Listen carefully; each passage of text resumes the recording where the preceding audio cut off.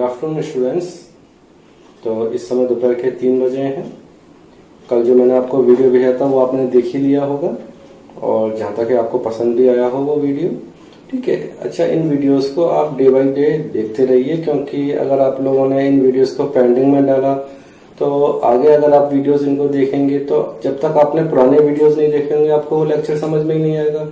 इसलिए day by day in lectures को देखते रहिए, इन्हें समझते रहिए और अपने इनको देख करके अपने नोट्स भी बनाते रहिए, ठीक है।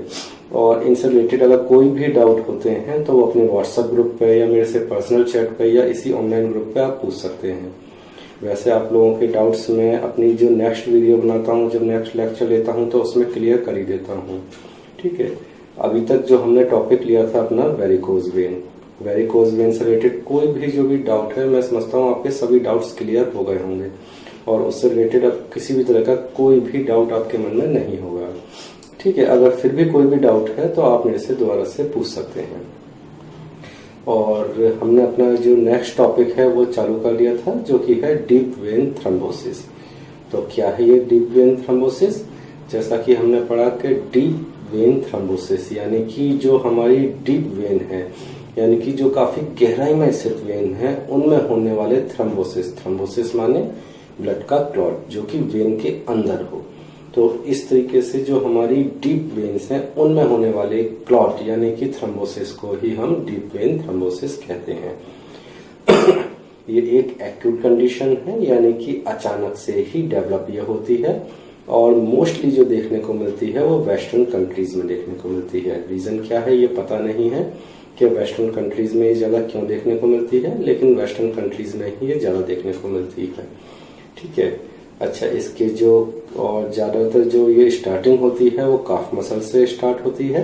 और इसके कॉज क्या हैं? तो इसके मेनली जो बताए गए वो 3 कॉज बताए और जो हमारे साइंटिस्ट रुडोल्फ विर्चॉव उन्होंने ही क्या इन 3 कॉज को बताया कि थ्रोम्बोसिस के डेवलप होने में मेनली जो है वो ये 3 कॉज ही जिम्मेदार होते हैं। इसको इन्होंने जो है विर्चॉव ट्राइब नाम दिया। और क्या क्या है ये?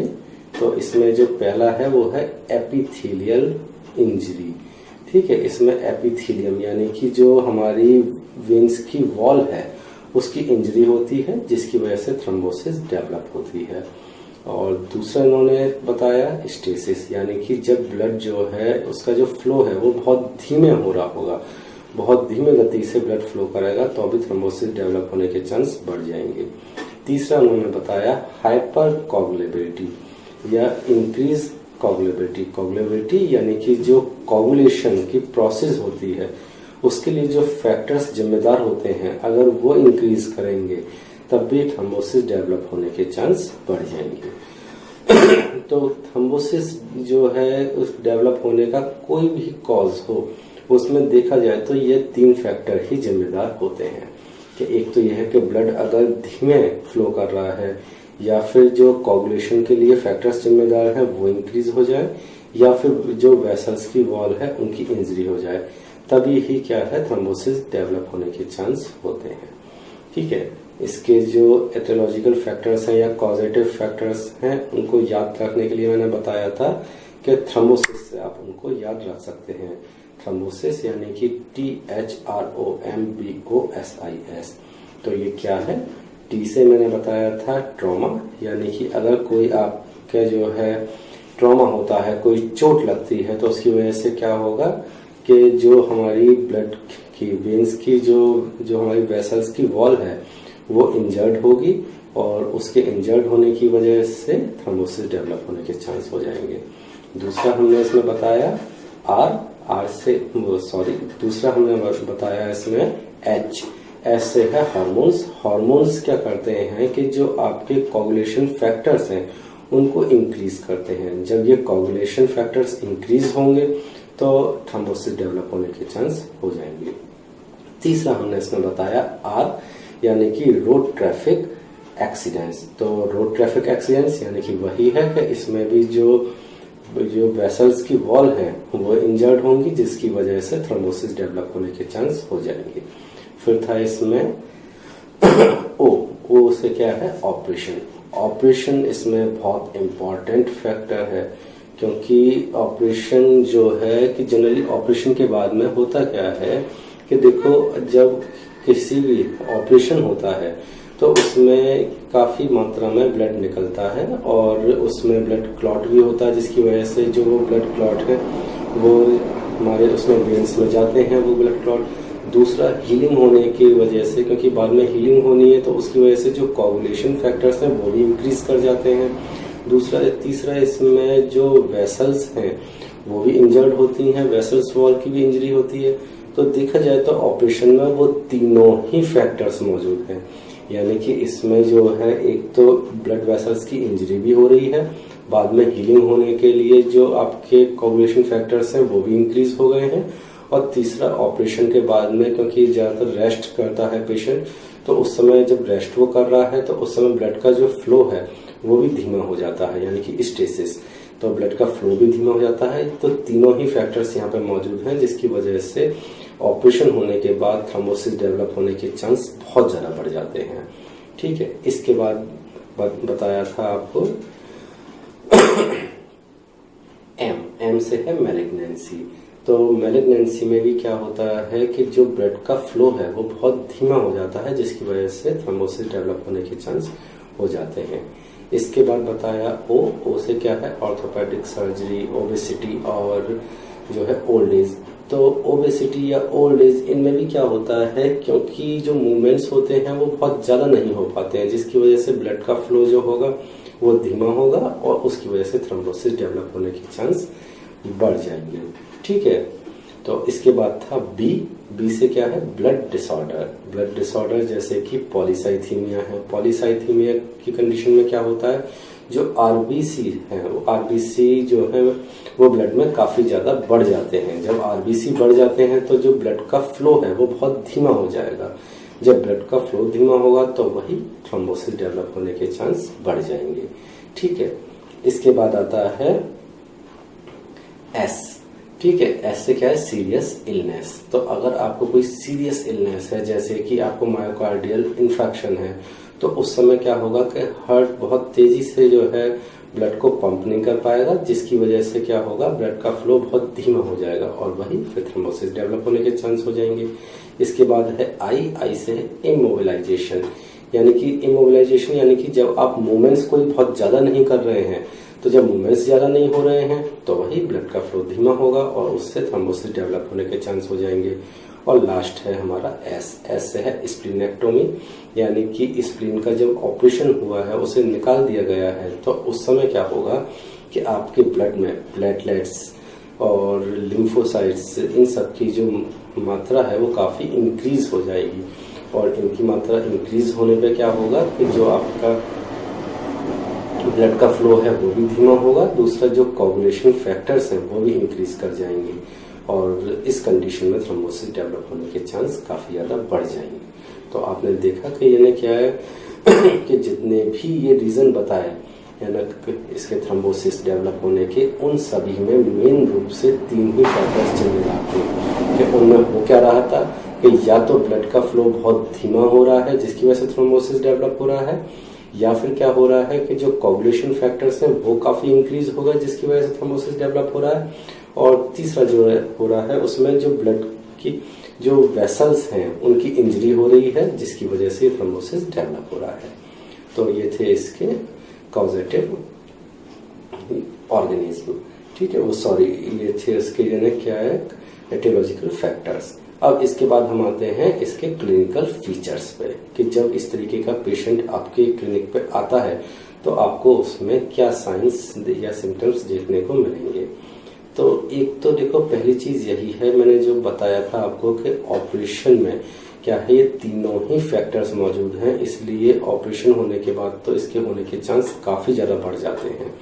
तो इसलिए आप पेशेंट की पहले तो हिस्ट्री ही लेंगे कि क्या उसका अभी ऑपरेशन हुआ है, क्योंकि जनरली ऑपरेशन होने के सेकंड डे पे या 5th और 6th डे पे थ्रोम्बोसिस अक्सर डेवलप कर जाती है। तो इसलिए जो है उसकी हिस्ट्री लेंगे। दूसरा, प्रेगनेंसी में भी क्योंकि हार्मोन्स इंक्रीज होते हैं तो उस समय जो आपके कोगुलेशन फैक्टर्स है वो भी इंक्रीज कर जाते हैं हार्मोन्स की वजह से, और उस समय भी थ्रोम्बोसिस डेवलप होने के चांस बहुत ज़्यादा होते हैं। तो सबसे पहले तो उसकी हिस्ट्री आप लेंगे कि उसके कहीं वो फैक्टर्स मौजूद तो नहीं है जिनकी वजह से थ्रोम्बोसिस डेवलप हो रहा है। तो और दूसरा क्या है, इसमें आपको क्या देखने को मिलेगा, एक तो जो उसका लेग है, जो इफेक्टेड लेग है जहाँ पर कि थ्रोम्बोसिस डेवलप हुआ है वो काफ़ी स्वेल कर जाएगा, उसमें एडिमा डेवलप हो जाएगा। क्योंकि क्या हो रहा है, थ्रोम्बोसिस डेवलप हुआ है, ब्लड का फ्लो उतनी फास्टली हो नहीं पा रहा है, ब्लड का फ्लो नहीं हो पा रहा है, जिसकी वजह से ब्लड पीछे इकट्ठा हो रहा है। तो जो लेग है वो काफ़ी स्वेल कर जाएगा, उसमें एक टेंडरनेस सी देखने को मिलेगी, लेग कुछ जो होगा वो गर्म सा देखने को मिलेगा। आप स्किन को टच करेंगे तो वो कुछ जो है गर्म सा होगा, है ना। दूसरा, उसमें एथमा देखने को मिलेगा। एथमा क्या है कि एक रेडनेस सी देखने को मिलेगी पूरे लेग पे, ठीक है। वेन्स जो होंगी लेग्स को रखी वो हल्की सी डायलेटेड हो गई होंगी क्योंकि ब्लड आगे नहीं जा पा रहा, एक टेंडरनेस वहाँ पे डेवलप है तो उसकी वजह से वेन्स भी थोड़ी सी डायलेटेड हो गई होंगी, ठीक है। दूसरा, आपको इसमें लो ग्रेड फीवर देखने को मिलेगा जिसकी वजह से पल्स भी इंक्रीज कर जाएंगी। तो ये आपको सब इसमें देखने को मिलेंगे। अच्छा, इसमें कई बार ब्लैब्स भी हमें देखने को मिलते हैं। ब्लैब्स क्या है, यानी कि फफोले, जैसा आपने जलने पे देखा है, बर्न होने पर फफोले पड़ जाते हैं, तो ठीक उसी तरीके के ब्लैब्स इसमें देखने को मिलते हैं, लेकिन ये बहुत ही रेयर है, बहुत ही रेयरली ही देखने को मिलते हैं। अच्छा, इसमें जो है दो वर्ड आते हैं, एक इसमें आता है फ्लैगमेसिया एल्बा डोलेंस। तो ये फ्लैगमेसिया एल्बा डोलेंस है क्या है, और एक आता है फ्लैगमेसिया कोरोलिया डोलेंस। तो ये फ्लैगमेसिया एल्बा डोलेंस और फ्लैगमेसिया कोरोलिया डोलेंस ये है क्या है, देखो है क्या है कि जब ये डीप वेन थ्रोम्बोसिस जो है हमारी फीमोरल वेन में डेवलप होती है तो उस समय क्या होता है कि लेग काफी स्वेल करती है और उस समय जो लेग है वो इस तरह की एक वाइट सी नजर आती है उसकी ऊपर की स्किन। इसी वजह से हम इस कंडीशन को वाइट लेग भी बोल देते हैं या मिल्क लेग भी बोल देते हैं इस कंडीशन को। और खास तौर से ये कंडीशन जो हमारी प्रेगनेंसी है उसका जो थर्ड ट्राइमेस्टर है उसमें देखने को मिलती है, या फिर जो है बच्चे के बर्थ के कुछ टाइम बाद ही मदर में देखने को मिलती है, तो उस समय ये ज़्यादा देखने को मिलती है। तो इसमें क्या हो रहा है कि ज़्यादातर फीमोरल वेन में डीवीटी डेवलप होने की वजह से ये कंडीशन पैदा हो रही है और इसमें लेग जो है वो वाइट सी नजर आ रही है, एक शाइनिंग सी नजर आ रही है स्किन जो है। और दूसरा मैंने बताया इसमें फ्लैगमेसिया कोरोलिया डोलेंस, इसमें क्या हो रहा है, ये ज़्यादातर जो कंडीशन पैदा होती है ये जो है एक तरह से हम कह सकते हैं कि जो डीवीटी है हमारी डीप वेन थ्रोम्बोसिस उसके काफ़ी आगे की कंडीशन है। इसमें जो डीप वेन थ्रोम्बोसिस है वो ज़्यादातर जो हमारी इलियक वेन है, पेल्विक वेन है उसमें डेवलप होने की वजह से होती है और उसमें ब्लड का जो आर्टेरियल ब्लड का फ्लो है वो भी काफ़ी प्रभावित होता है, जिसकी वजह से ब्लड की टिश्यूज में ब्लड की कमी होती है और उसकी वजह से क्या होता है उसमें ऑक्सीजन की कमी होती है, जिसकी वजह से साइनोसिस डेवलप होती है। और साइनोसिस के डेवलप होने पर क्या होता है, लेग जो होता है वो ब्लूइश हो जाता है। जब उसमें ऑक्सीजन की कमी हो रही है, साइनोसिस डेवलप हो रही है, तो जो हमारी स्किन है वो ब्लूइश हो जाती है। इसी कंडीशन को हम कहते हैं फ्लैगमेसिया कोरोलिया डोलेंस। ठीक है, तो ये दो आपको जो टर्म्स हैं वो समझ में आ गए। ठीक है, अच्छा फिर हम ये है कि इसको हम कैसे देखेंगे, इसके लिए दो आपके टेस्ट बताए कि किस तरीके से हम वो टेस्ट करके हम पहचान सकते हैं कि ये डीवीटी का पेशेंट है। इसमें एक तो है होमेन्स टेस्ट या होमेन्स साइन। तो इसमें क्या होगा होमेन्स साइन में कि पेशेंट को सबसे पहले तो आपको सुपाइन कंडीशन में लिटाना है और उससे कहना है नी को एक्सटेंड करें। जैसे मैं आपको इससे समझाता हूँ, ये पेशेंट का लेग है, यहाँ पे हमारी जो नी जॉइंट है वो एक्सटेंड है यानी कि फैली हुई है। ठीक है, अब हमने उसकी क्या किया, ये उसका फुट है, अब फुट को हम जो है डोर्सीफ्लेक्स करेंगे। डोर्सीफ्लेक्स यानी कि ऊपर को उठाना, वहीं प्लांटर फ्लेक्स क्या होता है नीचे को झुकाना और डोर्सीफ्लेक्स ऊपर को उठाना। तो हम इसमें पैसिव एक्टिव और पैसिव का यहाँ पे क्या मतलब होता है, एक्टिव जब पेशेंट से हम कहें कि वो अपने आप से उसको उठाए और पैसिव जब हम उसको उठाएं। तो हमें क्या करना है यहाँ पे कि उसका जो फुट है उसको डोर्सीफ्लेक्स करना है, एक फोर्सफुली ऊपर की तरफ डोर्सीफ्लेक्स करना है। जब हम ऐसा करेंगे तो जो इसकी नीचे की काफ मसल्स हैं यहाँ पे उसे पेन महसूस होगा एकदम। तो यही है, इसका मतलब क्या हुआ, वुमेन साइंस उसका पॉजिटिव है। ठीक है। अच्छा, दूसरा जो इसमें बताया वो मोजिस साइन। ये मोजिस साइन क्या है, इसमें हम क्या करेंगे, जो पेशेंट का लेग है तो नी के नीचे जो है हम दोनों ही साइड में स्क्वीज करेंगे, यानी कि उसे दबाएंगे, पीछे की जो काफ मसल्स हैं उनको दबाएंगे। दबाने पे क्या होगा, अगर उसको पेन महसूस हो रहा है तो इसका मतलब डीवीटी प्रेजेंट है, मोजिस साइन जो है वो पॉजिटिव है। ठीक है। हालांकि ये जो हमारा मोजिस साइन है या ये जो टेस्ट है ये जनरली हम लोग नहीं किया जाता है, क्योंकि इसको करने पर क्या है, एम्बोलिज्म के डेवलप होने का खतरा बन जाता है। अब ये एम्बोलिज्म क्या है, ये मैं पहले आपको बता भी चुका हूँ कि थ्रोम्बोसिस और एम्बोलिज्म इन दोनों टर्म्स में क्या डिफरेंस है। देखो, थ्रोम्बोसिस क्या है, ब्लड ooze हुआ, जिसकी वजह से क्या है, एक क्लॉट जमा हो गया वहां पे ब्लड वेसल्स में, तो ये क्या हुआ, थ्रोम्बोसिस। अगर वही जो ब्लड का क्लॉट है वहां से जो है टूट के एक मूवमेंट करता हुआ आगे चला जाए तो ये क्या बन गया, एम्बोलिज्म। तो पता चला कि ये वहां से लेग से हमने ज्यादा स्क्वीज किया, जिसकी वजह से ये ब्लड क्लॉट वहां से वेसल से अलग हो गया और वहां से मूवमेंट करता हुआ कहाँ पे पहुंचेगा, ये हार्ट में, और हार्ट से ये पहुंचेगा लंग्स में, और वहां पे फिर जाके ये पल्मोनरी एम्बोलिज्म डेवलप कर जाएगा। इसलिए जनरली इस टेस्ट से जो है हम बचते हैं, इस टेस्ट को नहीं करते हैं। ठीक है। तो A deep vein thrombosis frequently develops behind the venous valves and may obstruct the blood flow very considerably. In DVT, there's the potential danger of a blood clot breaking free and travelling with the bloodstream. It can be transported over long distances along the large veins of the body.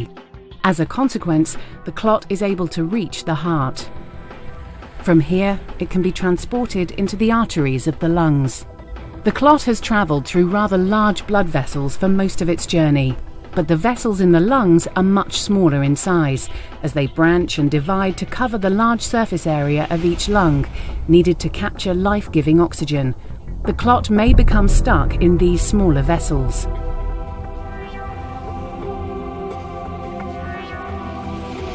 A blood vessel in the lung with a blood clot lodged in it is known as a pulmonary embolism, or PE. Although PEs may occur less frequently than a DVT, they can be fatal if not identified and treated promptly. आज के लिए इतना ही, यहीं पे ख़त्म करते हैं अपने टॉपिक को, फिर आगे पढ़ेंगे डीप वेन थ्रोम्बोसिस में और क्या क्या है। ठीक है। अच्छा, पिछले आपको वीडियो में मैंने एक इंस्ट्रूमेंट आपको दिखाया था और पूछा था कि ये क्या है इंस्ट्रूमेंट और सर्जरी में इसका क्या यूज है। ये इंस्ट्रूमेंट मैंने आपको दिखाया था और पूछा था ये क्या इंस्ट्रूमेंट है और सर्जरी में इसका क्या यूज है। तो बता दूं मैं, ये बहुत से स्टूडेंट्स ने सही आंसर दिया, जैसे कि doctor Pallavi Saxena, doctor Nishit, doctor Anjali, doctor Vaishnavi, doctor Shaheen Ansari और डॉक्टर अंजलि श्रीवास्तव। इन लोगों ने सही आंसर दिया कि ये बैकहॉक फॉर्सेप है और इसका यूज क्या होता है, जो हमारे डेलिकेट टिश्यू है, डेलिकेट टिश्यू माने, डेलिकेट माने होता है सॉफ्ट, यानी कि जो हमारे सॉफ्ट टिश्यू है तो वो क्या होता है, इजीली इसमें होल्ड हो जाते हैं, जिसकी वजह से उनके टूटने के चांस नहीं होते, उनके रप्चर होने के चांस नहीं होते। दूसरा, जो हमारे ट्यूबुलर स्ट्रक्चर्स हैं, जो ट्यूबुलर स्ट्रक्चर्स हैं तो इजीली वो जो है इस होल में आ जाते हैं, तो हम उनको होल्ड करने का इससे काम करते हैं। ठीक है, अपने ट्यूबुलर स्ट्रक्चर्स को या डेलिकेट टिश्यूज को, तो ये इसका यूज है। ठीक, तो आज मैं आपको फिर एक इंस्ट्रूमेंट दिखाता हूँ। आप लोग बताइएगा what is the name of this instrument and what is the use of this instrument in surgery. इसे गौर से देखिएगा।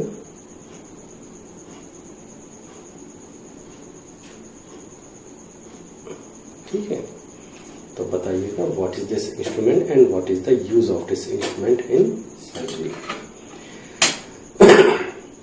अच्छा, डॉक्टर पल्लवी ने मेरे से एक क्वेश्चन और किया था कि उन्होंने कहा कि सर थोड़ा सा मेरे को क्लियर करिए कि जो हमारा ग्रोइंग रीजन है और जो हमारा लॉइन रीजन है ये कौन से रीजन है, इनमें क्या डिफरेंस है।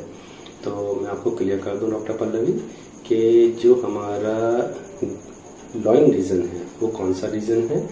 जब आप इस इमेज में देख पाएंगे कि जब हम जो है बैक में जा रहे हैं, तो बैक में जाने पर जो है बॉडी के बैक पार्ट में जाने पर जो हमारे रिब्स और हिप्स के बीच का जो पार्ट है, जो आपकी स्पाइनल कॉर्ड है, उसके दोनों ही साइड में जो आपकी रिब्स का लोअर पार्ट है और जो आपके जो है हिप्स है, इनके जो बीच का ये पार्ट आपको नजर आ रहा है, यही आपका लॉइन रीजन है। तो समझ में आया लॉइन रीजन क्या है। और जब हमारे जो है रीनल में यानी कि किडनी में स्टोन होता है तो उस समय इसी लॉइन रीजन पे पेन होता है, क्योंकि हमारे जो किडनी है वो बैक साइड में होती हैं, तो उस समय किडनी में स्टोन होने पर इसी रीजन में पेन होगा।